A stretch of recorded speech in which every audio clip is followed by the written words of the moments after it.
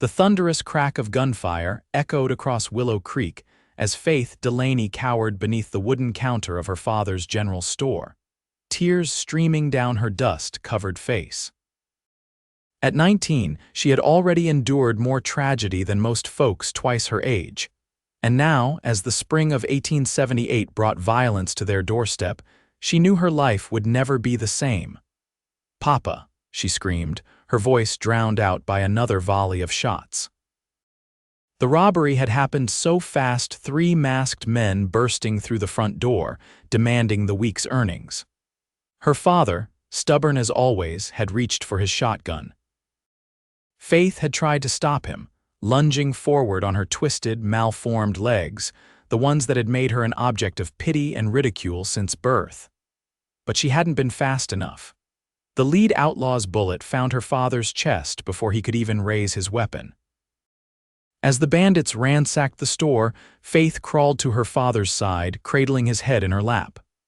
"Stay with me, Papa," she whispered, but his eyes had already gone vacant, staring at nothing.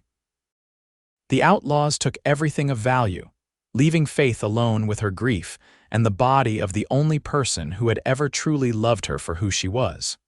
3 days later, the entire town of Willow Creek gathered for Thomas Delaney's funeral.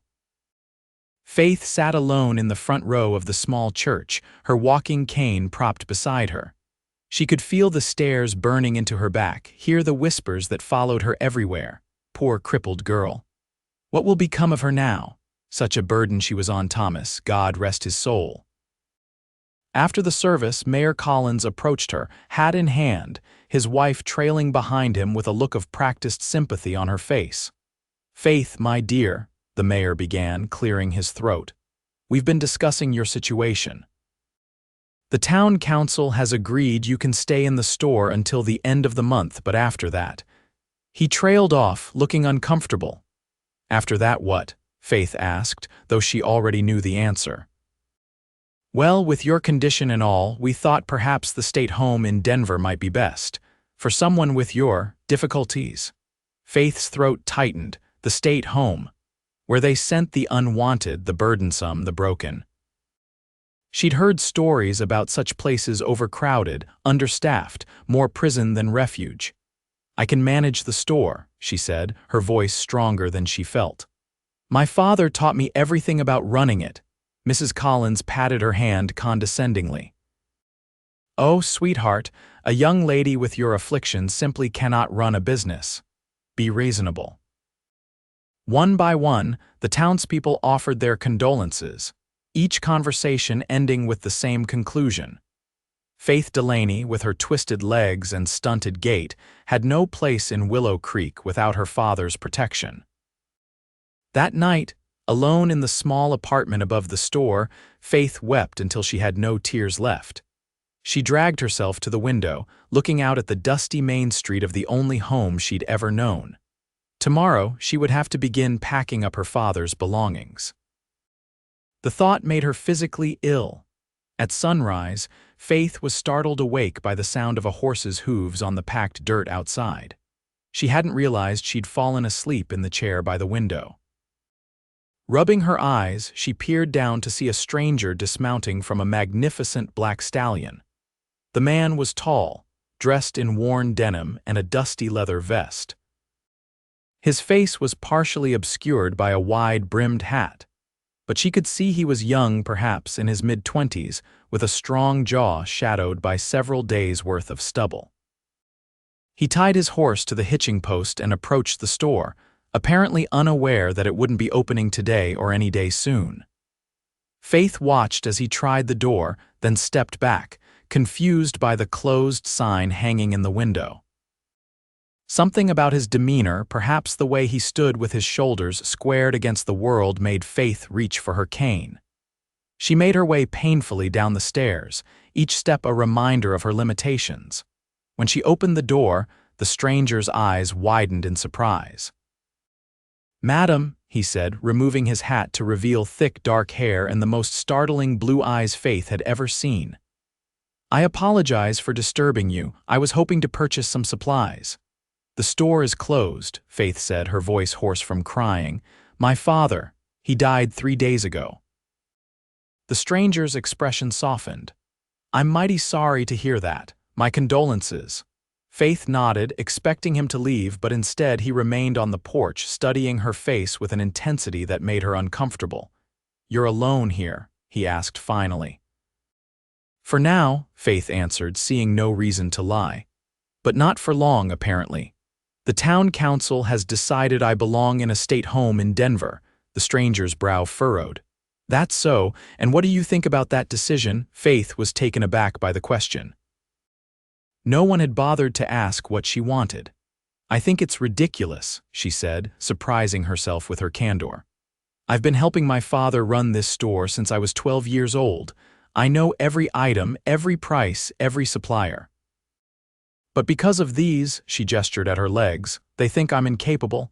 The stranger nodded thoughtfully. My name's Xavier Everett, he said, extending his hand. Most folks call me Zav. Faith hesitated before taking his hand. Faith Delaney. Miss Delaney, Zav said.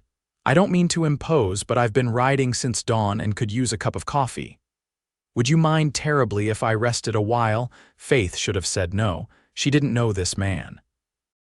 But something in his direct gaze, not pitying, not condescending, just straightforward, made her step aside. There's coffee on the stove upstairs, she said.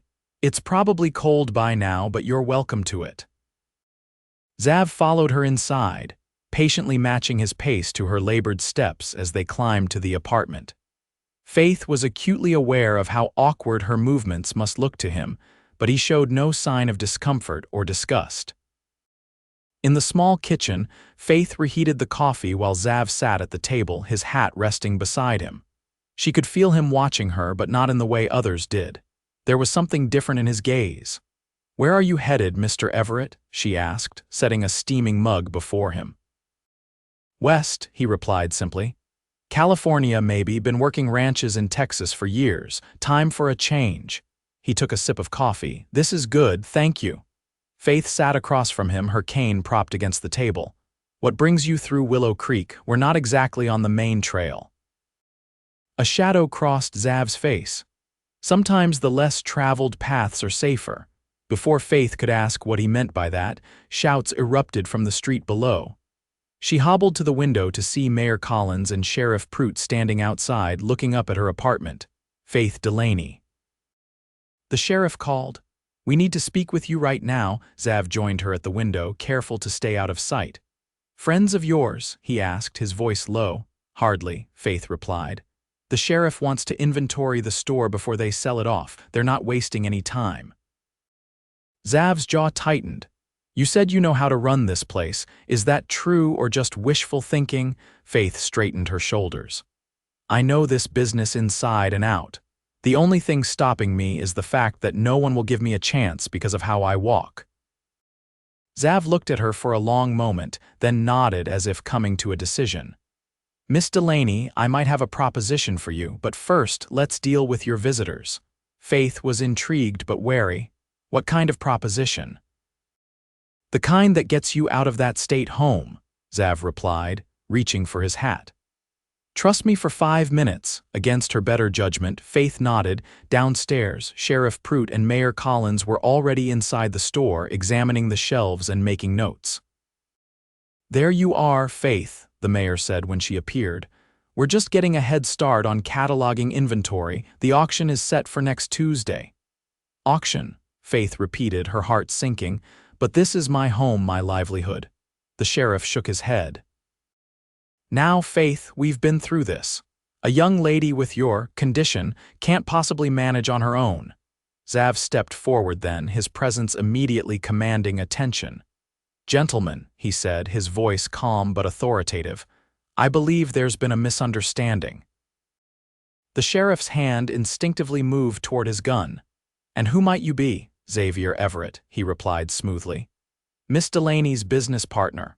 Faith almost gasped but managed to maintain her composure. What game was this stranger playing, business partner? The mayor echoed skeptically. Thomas never mentioned a partner. It's a recent arrangement, Zav continued. I've invested in this establishment and intend to help Miss Delaney continue operations, so you see there's no need for any auction." The sheriff's eyes narrowed. "You expect us to believe some drifter just happened to become a business partner the day after Thomas Delaney was buried?" "Believe what you like," Xav replied, his hand resting casually near his holster. "But Miss Delaney and I have paperwork to attend to, so if you gentlemen don't mind." The sheriff took a step forward.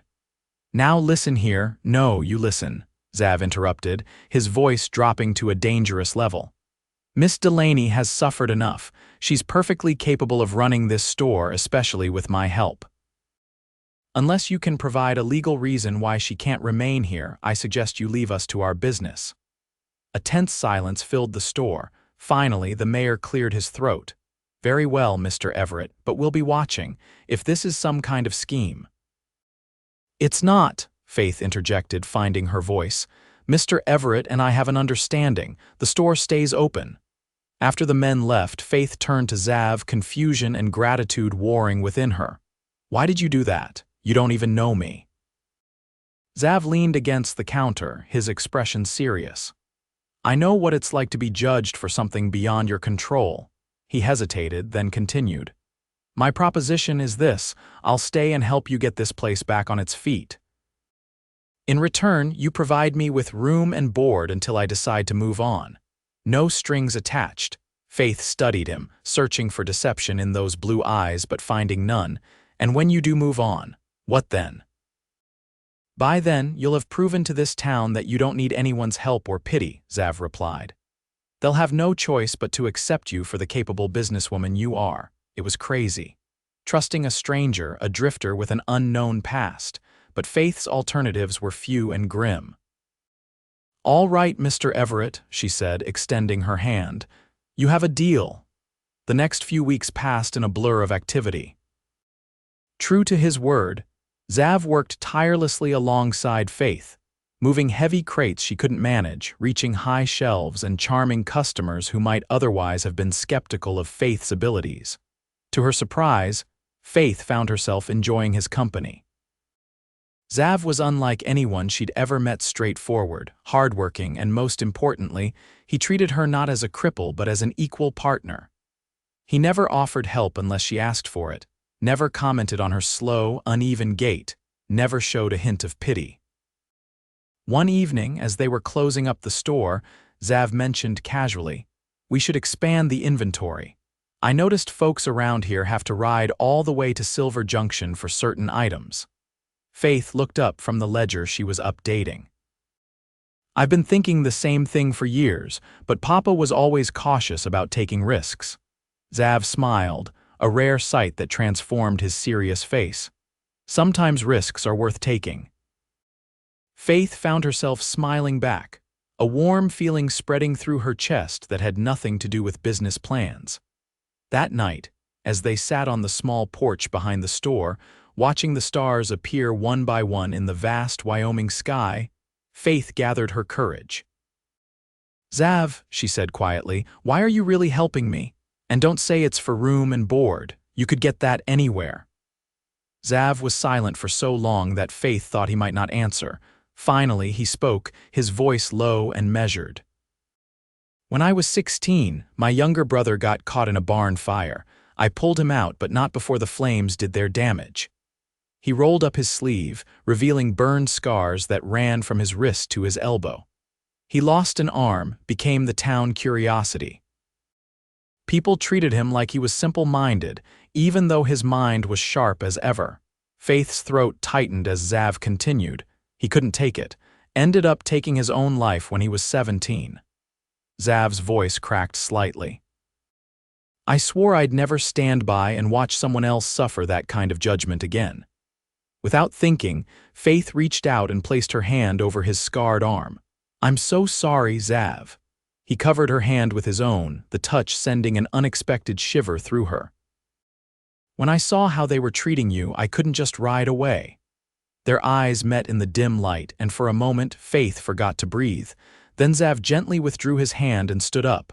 "Getting late," he said, his voice gruff. "Early start tomorrow if we're going to restock." Faith nodded, trying to ignore the lingering warmth where his hand had touched hers. "Good night, Xav." As summer turned to fall, the store flourished under their joint management. Faith's expanded inventory drew customers from neighboring towns, and even the most skeptical Willow Creek residents had to admit she was running the business admirably. Xav became a fixture in town, respected for his fair dealings, and admired for his skill with horses. He'd taken to breaking and training wild mustangs on his days off, selling them for a good profit that he insisted on sharing with Faith. What had begun as a business arrangement evolved into something deeper, though neither of them acknowledged it openly. Faith found herself watching for Xav's return whenever he went out riding, her heart lightening at the sight of him approaching on his black stallion, Shadow. For his part, Xav seemed to find reasons to be near her, asking her opinion on matters he could easily decide himself, bringing her wildflowers he claimed to have just happened to pick, sitting beside her on the porch each evening as they watched the sunset. But there were shadows, too. Sometimes Faith would wake in the night to hear Xav pacing in his room across the hall, muttering in his sleep. Occasionally, he would disappear for a day without explanation, returning with a haunted look that he quickly masked with a smile when he saw her. Faith knew he was running from something, but she didn't press. Everyone had secrets, and Xav had respected hers. One crisp October morning, Faith was alone in the store when the bell above the door jingled. She looked up to see 3 men enter, strangers, with hard eyes and trail-worn clothes. "Can I help you, gentlemen?" she asked, instantly wary of their predatory stance. The tallest of the 3 removed his hat, revealing a shock of red hair. "Maybe you can, madam. We're looking for a friend of ours. Goes by Xavier Everett these days, though that ain't the name we knew him by." Faith's pulse quickened, but she kept her expression neutral. "Mr. Everett is my business partner. He's out delivering supplies at the moment." The redhead exchanged glances with his companions. "Business partner, is it? Well, ain't that interesting?" He leaned on the counter, too close for comfort. "When you see him, tell him Jed Hawkins came calling. He'll know what that means." After they left, Faith sat heavily on the stool behind the counter, her legs aching from the tension. Who was Xav really? And what did these men want with him? She got her answer sooner than expected. Xav returned at midday, his face brightening when he saw her, then immediately darkening when she told him about the visitors. "Jed Hawkins," he repeated, his voice flat. "You're sure that's what he said?" Faith nodded. "Xav, who are these men?" "What do they want?" Xav ran a hand through his hair, his expression grim. "Trouble, the kind I can't outrun anymore." He looked at her directly. "I need to tell you something, Faith, something I should have told you months ago." They closed the store early, and Xav led Faith to their usual spot on the back porch. The afternoon sun cast long shadows across the yard as he began his story. "My real name is Xavier Everett, that part's true. But before I came here, I rode with a gang led by a man named Carson Pike. We robbed banks, stagecoaches, trains." He couldn't meet her eyes. "I was young and angry after my brother died. It seemed like a way to hit back at a world that had taken everything from me." Faith sat very still, processing this revelation. "You're an outlaw," Xav corrected. 2 years ago, Pike planned to rob a bank in a little town much like this one. Said it would be easy in and out, no shooting. But he lied. He killed the teller, a young woman who was just doing her job. Xav's hands clenched into fists. "I couldn't be part of that anymore. That night, I took my share of our previous job and rode out, been running ever since." Faith's mind raced. The man she'd come to trust, to care for, perhaps even love, was a criminal. Yet she couldn't reconcile the Xav she knew with the outlaw he described. "These men," she said finally. "They've come to take you back, or for revenge." "Both, probably," Xav replied. "Pike doesn't take kindly to deserters." He reached for her hand. "Faith, I have to leave tonight. If I stay, they'll hurt you to get to me." Faith pulled her hand away, anger rising through her shock. "So you're running again, just like that?" "I don't have a choice," Xav said, his voice strained. "I won't put you in danger." "Everyone has choices," Faith retorted. You taught me that. You showed me I could choose to stand up for myself, to not let others define me by my limitations." She stood, gripping her cane tightly. "And now you're choosing to abandon everything we've built here." Xav stood too, his face anguished. "Faith, these men are killers. They won't hesitate to use you to get to me." "Then we'll go to Sheriff Prout," Faith insisted. "Explain the situation." Xav laughed bitterly. "And tell him what? That I'm a wanted outlaw, that I've been living and working in his town under false pretenses. He'd arrest me on the spot." Faith knew he was right, but the thought of him leaving was unbearable. Over the past months, he had become essential to her in ways that went far beyond business. "There has to be another way," she said, her voice breaking. Xav moved closer, tentatively reaching out to touch her cheek. "I never meant for this to happen," he said softly. "I never meant to care about you the way I do." Faith's heart leapt at his words, even as it broke at their implications. "Xav," he silenced her with a gentle finger to her lips. "Let me finish. When I first saw you, standing so proud despite everything, I admired your courage. I wanted to help you prove them all wrong, but somewhere along the way it became more than that." His blue eyes held hers. "I fell in love with you, Faith Delaney, and that's why I can't stay and put you in danger." Faith's eyes filled with tears. "You can't tell me you love me and then leave in the same breath," she whispered. "I don't see another way," Xav replied, his own voice rough with emotion. Faith turned away, her mind racing. "Give me until morning," she said finally. "One night to think of a solution." "Promise me you won't leave before then." Xav hesitated, then nodded. "Until morning, but if there's no other way." "I understand," Faith said, though her heart rebelled at the thought. That night, Faith lay awake, listening to Xav moving around in his room, likely packing for his departure. Her mind worked furiously, considering and discarding plans. She wouldn't let him go not without a fight. By dawn, she had made her decision. She found Xav in the kitchen, his saddlebags packed and waiting by the door. He looked up when she entered, his face haggard from a sleepless night. "Faith," he began, but she cut him off. "Take me with you." Xav stared at her in disbelief. "What? Take me with you," Faith repeated, her voice steady despite her racing heart. "We'll go somewhere they won't find us, somewhere we can start fresh." Xav shook his head. "Faith, you don't know what you're saying. The life of a fugitive. It's no life at all, especially for a cripple," Faith challenged, her eyes flashing. "Is that what you were going to say?" "No," Xav protested. "For anyone. It's constant fear, never putting down roots, always looking over your shoulder." "And what do I have here without you?" Faith countered. "A store that the town only tolerates because you're part of it, whispers and stares for the rest of my life." She moved closer to him. "I love you, Xav. If you feel the same, don't leave me behind." Xav's resolve visibly wavered. "Faith, I can't ask you to give up everything for me. You're not asking, I'm offering." She took his hand. "Besides, I have a plan." As Faith outlined her thoughts, Xav's expression changed from skepticism to cautious hope. By the time she finished, a fragile optimism had taken root between them. "It's risky," he said finally. "Life is risky," Faith replied with a small smile. "Sometimes risks are worth taking. Someone wise once told me that." Xav laughed softly, then sobered. "If this goes wrong, then we'll face it together," Faith said firmly. That afternoon, Jed Hawkins and his companions returned to the store as Faith had anticipated. She was alone behind the counter, her expression carefully neutral as they entered. "Mr. Hawkins," she greeted him. "I gave your message to Mr. Everett." The redhead smiled unpleasantly. "And where is our old friend today?" "He said you'd find him at the abandoned Wilson homestead north of town at sunset," Faith replied, her heart pounding. "He said to come alone." Hawkins laughed. "Did he now? And why would I do that?" Faith met his gaze steadily. "Because he has something you want. Something worth a lot more than settling old scores." Interest flickered in Hawkins' eyes. "Is that so?" Faith nodded. "That's all he told me, said you'd understand when you saw it." After the men left, Faith moved quickly, following the plan she and Xav had devised.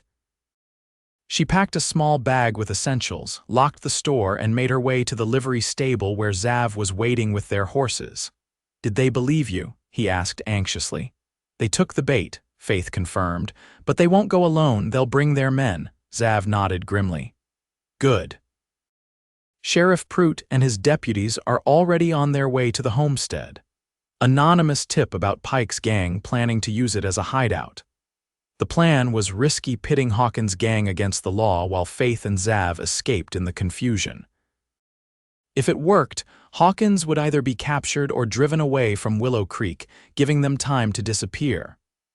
"Ready?" Xav asked, helping Faith onto her horse, a gentle mare he'd trained specially for her. Faith took a last look at the town that had been her home, her prison, and finally her proving ground.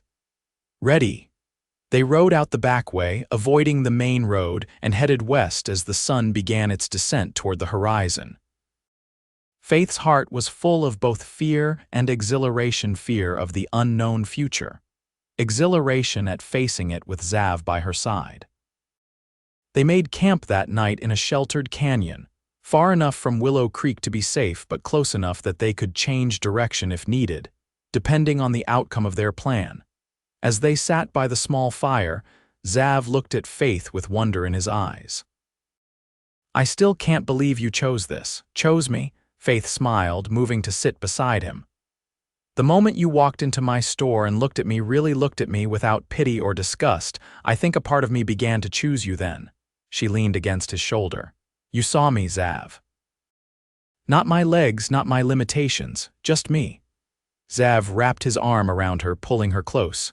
"You're the strongest person I've ever known, Faith Delaney." In the flickering firelight, their lips met in a first kiss that held all the promise of the future they were forging together, uncertain but full of possibility. 3 days later, they reached the small town of Redemption, Colorado, where a friend of Xav's, a former outlaw turned blacksmith, welcomed them with few questions. From him, they learned that their plan had worked better than they'd hoped. 3 of Pike's men, including Hawkins, had been captured in a shootout at the Wilson homestead. The others had fled, likely back to Pike with news of the trap. "You're not safe yet," the blacksmith warned. "Pike won't forget." "We know," Xav replied, his hand finding Faith's. "But we've bought some time." They stayed in Redemption only long enough to legally marry Faith, insisting on this step despite Xav's concerns about creating a paper trail. "If we're going to start fresh, we do it right," she had said firmly. And Xav couldn't deny her. From Colorado, they traveled west into Utah Territory, then north to Idaho, where the expanding frontier offered opportunities for those willing to work hard and ask few questions about a person's past. They settled in a growing settlement called Pine Valley, where they opened a modest trading post that soon became known for its fair prices and honest dealings. Xav's skill with horses brought additional income, while Faith's head for business ensured their enterprise thrived.